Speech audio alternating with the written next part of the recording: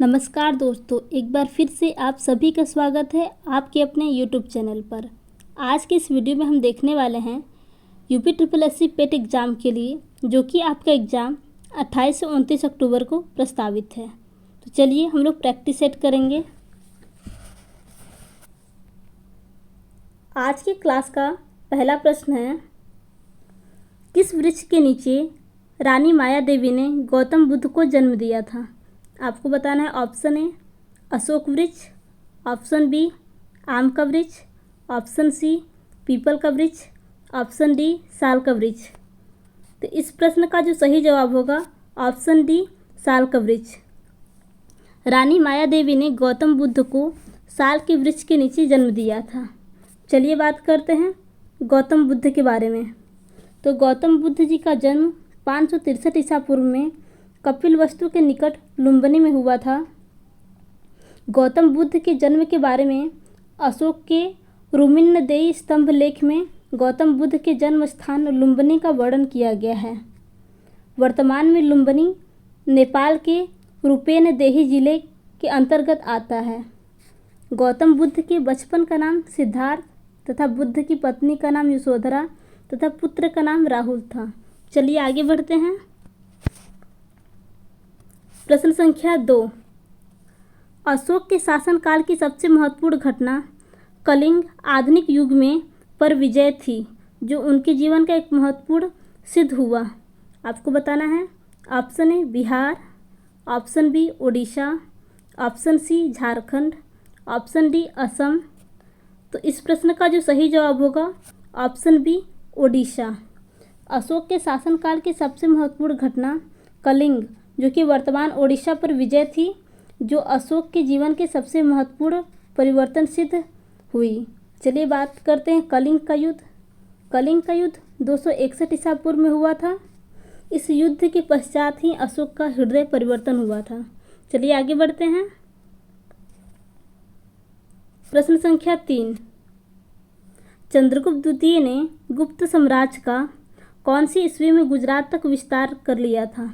आपको बताना है। Option A 390, option B 930, option C 309, option D 903। तो आपको बताना है। प्रश्न संख्या 3 का सही जवाब क्या होगा? तो प्रश्न संख्या 3 का जो सही जवाब होगा ऑप्शन ए 390। चंद्रगुप्त द्वितीय ने गुप्त साम्राज्य का 390 ईस्वी में गुजरात तक विस्तार कर लिया था। चलिए बात करते हैं। चंद्रगुप्त द्वितीय के शासनकाल को गुप्त काल का स्वर्ण काल कहा जाता है और चंद्रगुप्त द्वितीय के समय चीनी यात्री फायान भारत की यात्रा पर आया था। चलिए आगे बढ़ते हैं। प्रश्न संख्या 4 के बीच की अवधि को दिल्ली सल्तनत की अवधि के रूप में जाना जाता है। आपको बताना है। ऑप्शन ए 1106 से 1326 ईस्वी को, ऑप्शन बी 1606 से 1826 ईस्वी तक, ऑप्शन सी 1206 से 1526 ईस्वी तक, ऑप्शन डी 1006 से 1326 ईस्वी तक। तो आपको बताना है इस प्रश्न का सही जवाब क्या होगा। तो इस प्रश्न का जो सही जवाब होगा ऑप्शन सी 1206 ईस्वी से 1526 ईस्वी तक दिल्ली सल्तनत की अवधि के रूप में जाना जाता है।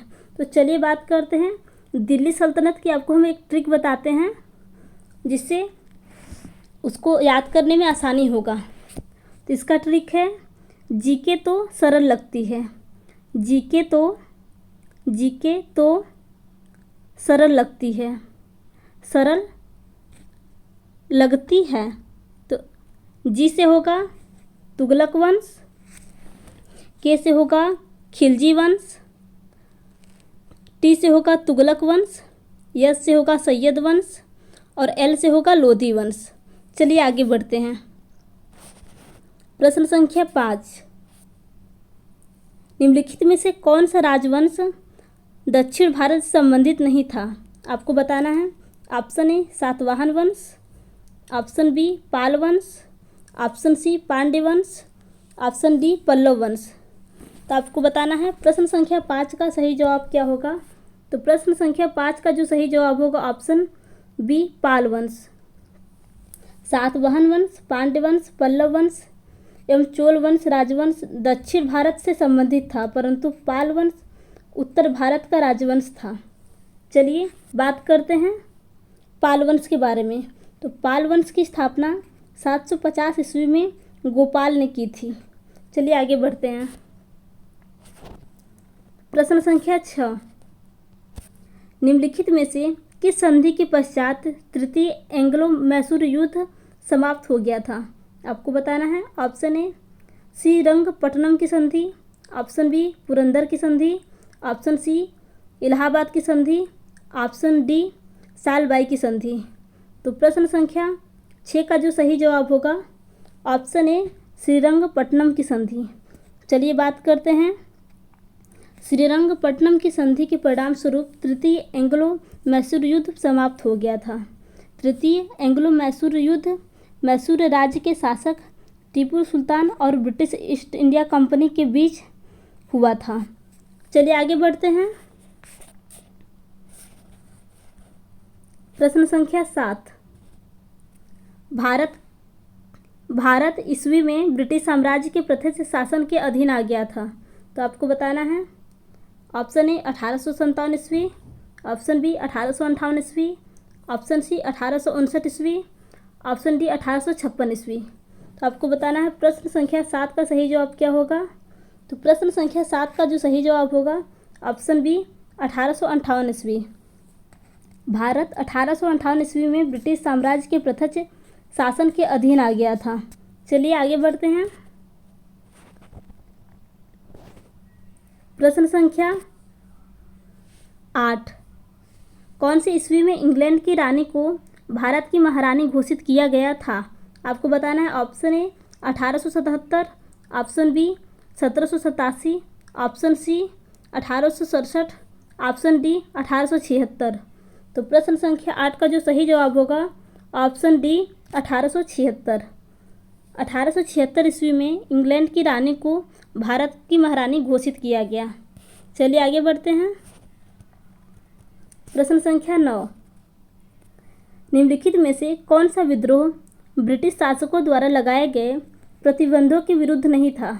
ऑप्शन ए फकीर एवं सन्यासी विद्रोह, ऑप्शन बी इंडिगो विद्रोह, ऑप्शन सी संथाल विद्रोह, ऑप्शन डी नक्सलबाड़ी विद्रोह। तो इस प्रश्न का सही जवाब क्या होगा? तो इस प्रश्न का जो सही जवाब होगा ऑप्शन डी नक्सलबाड़ी विद्रोह। नक्सलबाड़ी विद्रोह की शुरुआत 1967 में पश्चिम बंगाल के सिलीगुड़ी जिले में स्थित नक्सलबाड़ी नामक स्थान से हुई थी। यह माओवादी विचार से प्रभावित सशस्त्र आंदोलन था, जिसका उद्देश्य भारतीय किसानों तथा जनजातियों के हितों की रक्षा करना था। जबकि सन्यासी विद्रोह, इंडिगो विद्रोह तथा संथाली विद्रोह ब्रिटिश प्रतिबंधों के विरुद्ध था। चलिए आगे बढ़ते हैं।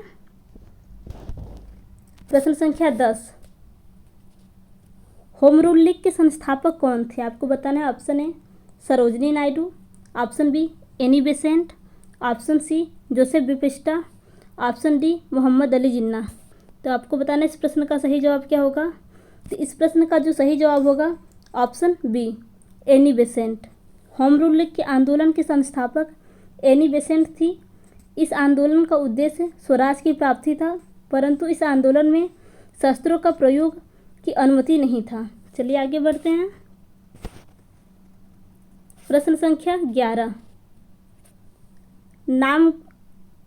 नाम ग्रीक भाषा से आया है जिसका अर्थ सिंधु नदी के पार क्षेत्र का। चलिए आपको बताना है कि किस क्षेत्र का नाम ग्रीक भाषा से आया है जिसका अर्थ सिंधु के पार क्षेत्र है। तो आपको बताना है। Option A Jambudvipa, option B Aryavarta, option C India, option D Bharatvarsh. तो प्रश्न संख्या 11 का जो सही जवाब होगा ऑप्शन सी इंडिया। इंडिया नामक ग्रीक भाषा से आया है जिसका अर्थ है सिंधु नदी के पार का क्षेत्र। चलिए आगे बढ़ते हैं। प्रश्न संख्या 12, भारत के उत्तर में 3 पर्वतीय क्षेत्रों का दक्षिणी भाग बाहरी हिमालय है जिसे कहा जाता है। आपको बताना है। Option A Kanchenjunga, option B Shivalik range, option C Kailash range, option D great Himalaya. तो प्रश्न संख्या 12 का जो सही जवाब होगा option B Shivalik range. Shivalik range Himalaya का पर्वत का सबसे दक्षिणी भाग है। चलिए आगे बढ़ते हैं। प्रश्न संख्या 13, हिमाचल प्रदेश की दूसरी राजधानी क्या है? आपको बताना है option A Solan, option B Dharamshala, option C Chamba, option D Mandi. तो आपको बताना है प्रश्न संख्या 13 का सही जवाब क्या होगा। तो प्रश्न संख्या 13 का जो सही जवाब होगा ऑप्शन बी धर्मशाला। हिमाचल प्रदेश जिसे देवभूमि के नाम से भी जाना जाता है की राजधानी शिमला है, वहीं हिमाचल प्रदेश की शीतकालीन या दूसरी राजधानी धर्मशाला है। यह राज्य के कांगड़ा जिले का मुख्यालय है। चलिए आगे बढ़ते हैं।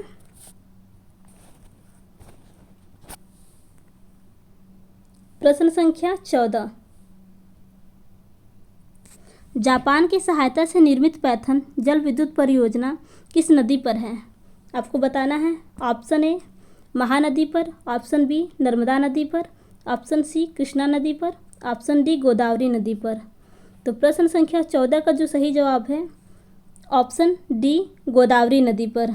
जल विद्युत परियोजना भारत की एक नदी घाटी परियोजना है जिसे जापान की सहायता से महाराष्ट्र के औरंगाबाद जिले के जायकियाबाड़ी गांव के समीप गोदावरी नदी पर बनाया गया है।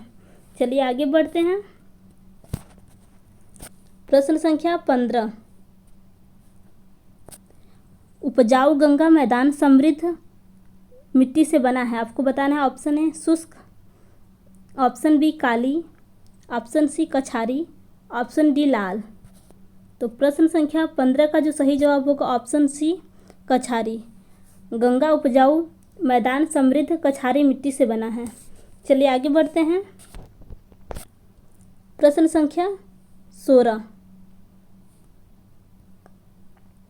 भारत की स्टैंड अप योजना का उद्देश्य है। ऑप्शन ए भारत के सभी मजदूरों के लिए स्वास्थ्य और सुरक्षा को बढ़ावा देना, ऑप्शन बी अनुसूचित जाति, अनुसूचित जनजाति और महिला उद्यमियों के बीच उद्यमशीलता को बढ़ावा देना, ऑप्शन सी कम आय वाले समूहों के बीच शिक्षा को बढ़ावा देना, ऑप्शन डी शारीरिक रूप से विकलांगों के लिए रोजगार को बढ़ावा देना। तो आपको बताना है प्रश्न संख्या 16 का सही जवाब क्या होगा। तो इसका जो सही जवाब होगा ऑप्शन बी अनुसूचित जाति, अनुसूचित जनजाति, महिला उद्यमियों के बीच उद्यमशीलता को बढ़ावा देना है। चलिए आगे बढ़ते हैं। प्रश्न संख्या 17, भारत सरकार द्वारा भुगतानों को आसान बनाने के लिए एक भुगतान स्थानांतरण प्रणाली शुरू की गई। आपको बताना है option A state QR code, option B government QR code, option C India QR code, option D Bharat QR code. तो इस प्रश्न का जो सही जवाब होगा option D Bharat QR code. Bharat QR code Bharat सरकार द्वारा भुगतानों को आसान बनाने के लिए स्थानांतरण प्रणाली की शुरुआत 2017 में की गई थी। चलिए आगे बढ़ते हैं। प्रश्न संख्या 18, जल संसाधन नदी विकास और गंगा कायाकल्प मंत्रालय द्वारा गंगा को स्वच्छ करने के लिए सार्वजनिक संगठनों से एकत्र किए जाने वाले फंड का नाम क्या है? आपको बताना है option A Swachh Jal fund, option B PSU fund, option C Swachh Ganga fund, option D Jal fund. तो प्रश्न संख्या 18 का जो सही जवाब होगा option C Swachh Ganga fund. चलिए आगे बढ़ते हैं। प्रश्न संख्या 19, भारतीय खाद्य सुरक्षा एवं मानक प्राधिकरण का मुख्यालय कहाँ स्थित है? तो आपको बताना है ऑप्शन ए हैदराबाद में, ऑप्शन बी मुंबई में, ऑप्शन सी नई दिल्ली में, ऑप्शन डी चेन्नई में। तो इस प्रश्न का जो सही जवाब होगा ऑप्शन सी नई दिल्ली में। भारतीय खाद्य सुरक्षा और मानक प्राधिकरण का मुख्यालय नई दिल्ली में है। इसकी स्थापना खाद्य सुरक्षा मानक अधिनियम 2006 के अंतर्गत अगस्त 2011 में की गई थी। चलिए आगे बढ़ते हैं। प्रश्न संख्या 20, को एक राष्ट्र एक कर और एक बाजार का सिद्धांत माना गया था? ऑप्शन ए विमुद्रीकरण को, ऑप्शन बी वस्तु एवं सेवा कर को, ऑप्शन सी एटीएम कार्ड को, ऑप्शन डी रक्षा कर्मियों के वेतन। तो आपको बताना है इस प्रश्न का सही जवाब क्या होगा। इस प्रश्न का जो सही जवाब होगा ऑप्शन बी वस्तु एवं सेवा कर। वस्तु एवं सेवा कर को एक राष्ट्र एक कर और एक बाजार का सिद्धांत माना गया था। यह एक अप्रत्यक्ष कर है। इसे 1 जुलाई 2017 से लागू किया गया था। चलिए आगे बढ़ते हैं। प्रश्न संख्या 21, ई गवर्नेंस क्या है? आपको बताना है। ऑप्शन ए प्रौद्योगिकी संचालित शासन, ऑप्शन बी मानव संचालित शासन, ऑप्शन सी व्यवस्थित शासन, ऑप्शन डी प्रभावी प्रशासनिक शासन। तो आपको बताना है इस सवाल का सही जवाब क्या होगा। तो इस प्रश्न का जो सही जवाब होगा ऑप्शन ए प्रौद्योगिकी संचालित शासन। चलिए आगे बढ़ते हैं। प्रश्न संख्या 22, किस देश को मुख्य रूप से कम्युनिस्ट दलों द्वारा शासित किया गया था? आपको बताना है। Option A USA, option B चीन, option C UK, option D Bharat. तो इस प्रश्न का जो सही जवाब होगा ऑप्शन बी चीन। चलिए आगे बढ़ते हैं। प्रश्न संख्या 23, वर्ष 1976 में 42वें संशोधन द्वारा भारतीय संविधान की प्रस्तावना में कौन से 2 शब्द जोड़े गए थे? तो आपको बताना है। ऑप्शन ए समाजवादी धर्मनिरपेक्ष, ऑप्शन बी न्याय और स्वतंत्रता, ऑप्शन सी धर्मनिरपेक्ष और बंधुता, ऑप्शन डी लोकतांत्रिक और गणतंत्र। तो प्रश्न संख्या 23 का जो सही जवाब होगा ऑप्शन ए समाजवादी और धर्मनिरपेक्षता। 42वें संविधान संशोधन अधिनियम 1976 के द्वारा भारतीय संविधान की प्रस्तावना में समाजवादी, पंथ निरपेक्ष तथा अखंडता जैसे शब्द जोड़े गए थे तथा इस संविधान संशोधन को लघु संविधान भी कहा जाता है। चलिए आगे बढ़ते हैं। प्रश्न संख्या 24, भारत की राष्ट्रीय प्रतिज्ञा के रचयिता थे? आपको बताना है। रविन्द्रनाथ टैगोर थे, ऑप्शन बी बंकिम चंद्र चटर्जी थे, ऑप्शन सी पिंडमारी वेंकट सुब्बा राव थे, ऑप्शन डी पिंगली वेंकैया थे। तो इस प्रश्न का जो सही जवाब होगा ऑप्शन सी पिंडमारी वेंकट सुब्बा राव थे। चलिए आगे बढ़ते हैं। प्रश्न संख्या 25, भारतीय सभा ने किस दिन भारत के राष्ट्रीय ध्वज को अपनाया था? आपको बताना है। 26 जनवरी 1947 को, 15 अगस्त 1947 को, 22 जुलाई 1947 को, ऑप्शन डी 26 नवंबर 1950 को। तो इस प्रश्न का जो सही जवाब होगा ऑप्शन सी 22 जुलाई 1947 को। चलिए आगे बढ़ते हैं। प्रश्न संख्या 26, वायु की गति को मापने का यंत्र है। आपको बताना है ओडोमीटर है, ऑप्शन बी स्पीडोमीटर है, ऑप्शन सी एनीमोमीटर है, ऑप्शन डी बैरोमीटर है। तो इस प्रश्न का जो सही जवाब होगा ऑप्शन सी वायु की गति को मापने का यंत्र एनीमोमीटर है। चलिए आगे बढ़ते हैं।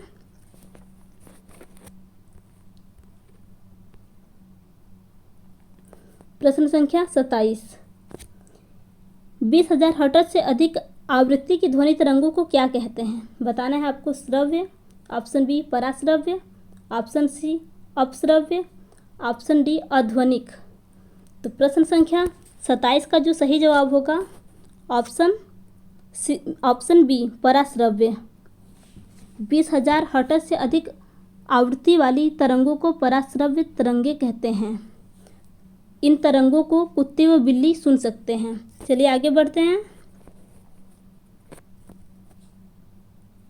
वनस्पति तेल के हाइड्रोजनीकरण में प्रयुक्त उत्प्रेरक है।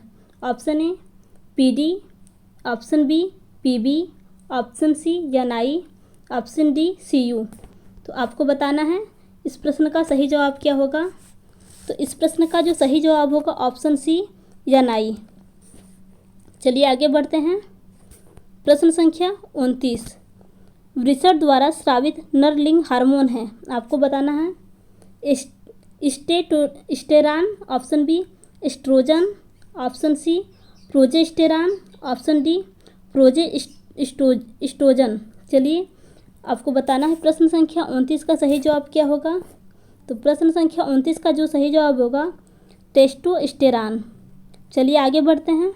प्रश्न संख्या 30, एकलंगी पुष्प के लिए निम्नलिखित में से एक उदाहरण है।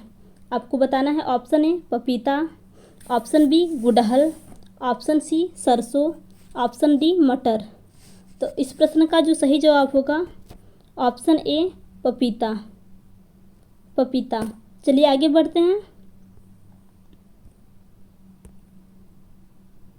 प्रश्न संख्या 51, मार्च 2022 में किसी महिलाओं को वर्ष 2020 व 21 का नारी शक्ति पुरस्कार मिला है। तो आपको बताना है option A 29, option B 34, option C 21, option D 47। तो इस प्रश्न का जो सही जवाब होगा ऑप्शन ए 29। 29 महिलाओं को वर्ष 2020 व 21 नारी शक्ति पुरस्कार मिला है। चलिए आगे बढ़ते हैं।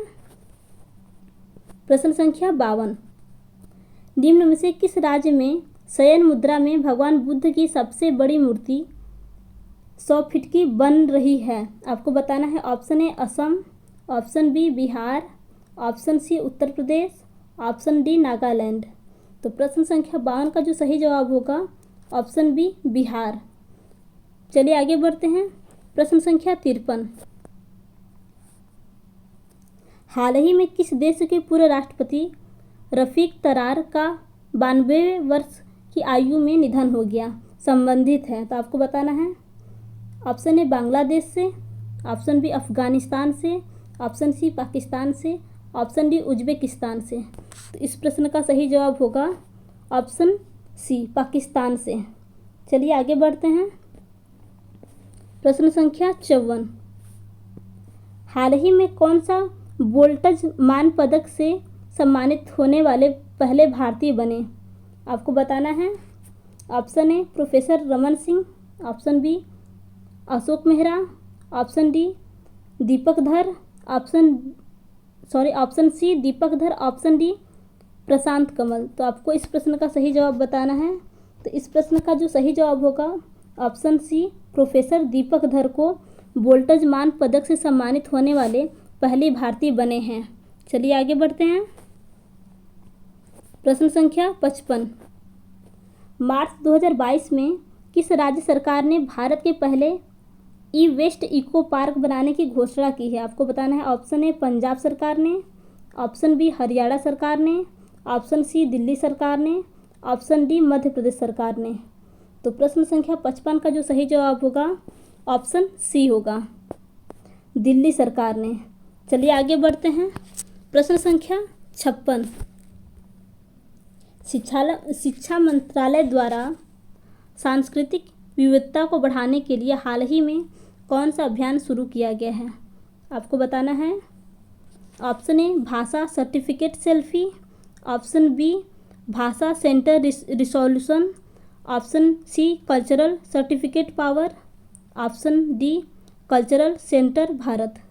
तो इस प्रश्न का जो सही जवाब होगा option A Bhasha certificate selfie.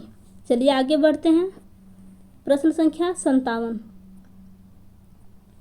प्रतिवर्ष राष्ट्रीय विज्ञान दिवस किस दिन मनाया जाता है। आपको बताना है ऑप्शन ए 2 मार्च को मनाया जाता है, ऑप्शन बी 28 फरवरी को मनाया जाता है, ऑप्शन सी 3 जनवरी को मनाया जाता है, ऑप्शन डी 12 अप्रैल को मनाया जाता है। तो प्रश्न संख्या 57 का जो सही जवाब होगा ऑप्शन बी 28 फरवरी को मनाया जाता है। चलिए आगे बढ़ते हैं। प्रश्न संख्या 58, हाल ही में किस राज्य ने भारत का पहला एल्कोहल म्यूजियम खुला है। आपको बताना है ऑप्शन ए राजस्थान में, ऑप्शन बी असम में, ऑप्शन सी गोवा में, ऑप्शन डी तमिलनाडु में। तो प्रश्न संख्या 58 का जो सही जवाब होगा ऑप्शन सी गोवा में। चलिए आगे बढ़ते हैं। प्रश्न संख्या 59, केंद्र सरकार द्वारा की गई घोषणा के अनुसार भारत के बाहर किस देश में पहला IIT संस्थान खोला जाएगा? ऑप्शन ए श्रीलंका में, ऑप्शन बी नेपाल में, ऑप्शन सी UAE में, ऑप्शन डी चीन में। तो आपको बताना है इस प्रश्न का सही जवाब क्या होगा। इस प्रश्न का जो सही जवाब होगा ऑप्शन सी UAE में खोला जाएगा। चलिए आगे बढ़ते हैं। प्रश्न संख्या 60, निम्न में से किसे दादा साहेब फाल्के अंतर्राष्ट्रीय फिल्म पुरस्कार 2022 से फिल्म ऑफ द ईयर के लिए चुना गया है? आपको बताना है। Option A Atrangi Re, option B Pushpa the rise, option C Satyamev Jayate 2, option D Pagglait. तो आपको इस प्रश्न का जो सही जवाब है option B Pushpa the rise. चलिए आगे बढ़ते हैं। प्रश्न संख्या 61, रामानंद सागर की रामायण एक टीवी श्रृंखला में सीता की भूमिका किसने निभाई थी? आपको बताना है। Option A Deepika Chikhalia, option B Aparajita, option C Padam Khanna, option D Anjali Vyas. तो प्रश्न संख्या 61 का जो सही जवाब होगा ऑप्शन ए दीपिका चिखलिया। चलिए आगे बढ़ते हैं। प्रश्न संख्या 62, भारत को किस वर्ष में विश्व स्वास्थ्य संगठन द्वारा पोलियोग्रस्त देशों की सूची से निकाल दिया गया था? आपको बताना है। ऑप्शन ए वर्ष 2012 में, ऑप्शन बी वर्ष 2000 में, ऑप्शन सी 2014 में, ऑप्शन डी वर्ष 2008 में। तो इस प्रश्न का जो सही जवाब होगा ऑप्शन ए वर्ष 2012 में। भारत को वर्ष 2012 में विश्व स्वास्थ्य संगठन द्वारा पोलियोग्रस्त देशों की सूची से निकाल दिया गया था। चलिए आगे बढ़ते हैं। प्रश्न संख्या 63, नोबल म्यूजियम विश्व में कहाँ पर स्थित है? आपको बताना है। स्वीडन में स्थित है, ऑप्शन बी स्टॉकहोम में स्थित है, ऑप्शन सी डेनमार्क में स्थित है, ऑप्शन डी लंदन में स्थित है। तो प्रश्न संख्या 63 का जो सही जवाब होगा ऑप्शन बी स्टॉकहोम में स्थित है। नोबल म्यूजियम स्टॉकहोम में स्थित है। चलिए आगे बढ़ते हैं। प्रश्न संख्या 64, पवित्र शहर मक्का कहाँ स्थित है? आपको बताना। ऑप्शन है UAE में, ऑप्शन बी सऊदी अरब में, ऑप्शन सी कतर में, ऑप्शन डी अबू धाबी में। तो इस प्रश्न का जो सही जवाब होगा ऑप्शन बी सऊदी अरब में। चलिए आगे बढ़ते हैं। प्रश्न संख्या 65, Indira Gandhi memorial tulip garden कहाँ पर है? आपको बताना है। ऑप्शन ए चंडीगढ़ में है, ऑप्शन बी मैसूर में है, ऑप्शन सी श्रीनगर में है, ऑप्शन डी दार्जिलिंग में है। तो इस प्रश्न का जो सही जवाब होगा ऑप्शन सी श्रीनगर में है। चलिए आगे बढ़ते हैं। प्रश्न संख्या 66, निम्न में से किसने रामेश्वरम में डॉक्टर APJ अब्दुल कलाम स्मारक का उद्घाटन किया? आपको बताना है। K Palaniswami, option B Narendra Modi, option C O Panneerselvam, option D Pranab Mukherjee. तो प्रश्न संख्या 66 का जो सही जवाब होगा ऑप्शन बी नरेंद्र मोदी ने। चलिए आगे बढ़ते हैं। प्रश्न संख्या 67, स्पुतनिक प्रथम निम्नलिखित देशों में से किसके द्वारा प्रक्षेपित किया गया था? आपको बताना है। ऑप्शन ए अमेरिका द्वारा, ऑप्शन बी UK द्वारा, ऑप्शन सी सोवियत संघ, ऑप्शन डी फ्रांस। इस प्रश्न का जो सही जवाब होगा ऑप्शन सी सोवियत संघ द्वारा। चलिए आगे बढ़ते हैं। प्रश्न संख्या 68, राकेश शर्मा ने जिस अंतरिक्ष यान से अंतरिक्ष की यात्रा की थी उसका नाम क्या था? आपको बताना है। इस प्रश्न का सही जवाब क्या होगा? Option A Soyuz 211, option B Rockwell X30, option C spiral EPOS, option D Mercury Atlas 9। तो इस प्रश्न का जो सही जवाब होगा ऑप्शन ए सोयूज T11। चलिए आगे बढ़ते हैं। प्रश्न संख्या 69, विश्व स्वास्थ्य संगठन का मुख्यालय कहाँ स्थित है? आपको बताना है। ऑप्शन ए फ्रांस में, ऑप्शन बी स्विट्जरलैंड में, ऑप्शन सी दक्षिण अफ्रीका में, ऑप्शन डी यूएस में। तो इस प्रश्न का जो सही जवाब होगा ऑप्शन बी स्विट्जरलैंड में। विश्व स्वास्थ्य संगठन का मुख्यालय स्विट्जरलैंड में स्थित है। चलिए आगे बढ़ते हैं। प्रश्न संख्या 70, सीवी रमन के बारे में निम्न से क्या असत्य है? तो आपको बताना है। ऑप्शन ए, इन्हें वर्ष 1954 में भारत रत्न से सम्मानित किया गया था। ऑप्शन बी, इन्होंने वर्ष 1930 में नोबेल पुरस्कार जीता था। ऑप्शन सी, इनका जन्म वर्ष 1888 में तमिलनाडु में हुआ था। ऑप्शन डी, इन्हें वर्ष 1987 में नाइट की उपाधि दी गई थी। इसमें दिए गए option A, option B, option C, ये तीनों कथन बिल्कुल सही है। बाकी ऑप्शन डी दिया हुआ कथन बिल्कुल गलत है। तो इसमें पूछा है कि इसमें असत्य कथन कौन सा है, तो इसका सही जवाब होगा ऑप्शन डी। तो चलिए दोस्तों, अगर आपको आज की क्लास अच्छी लगी हो तो वीडियो को लाइक तथा चैनल को सब्सक्राइब करना न भूलिएगा। धन्यवाद।